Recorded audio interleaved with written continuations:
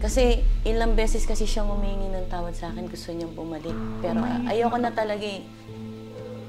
Dumating na kasi ako sa point na sa 18 to 19 years, ang dami ko na kasing beses siyang pinatawad. Halos lahat ginawa ko na pero wala eh, walang pagbabago.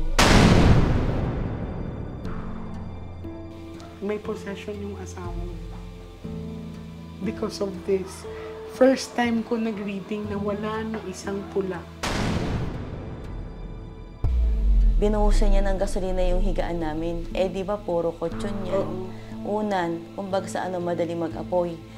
Nung binuhusan niya yun, naging malakas ang loob ko. Kaso tinulak niya ako sa apoy. Ang gusto ko kasing malaman kung sino yung bata, maliit na kamay, between 1 to 3 years old ang nagtaas ng baraso ko.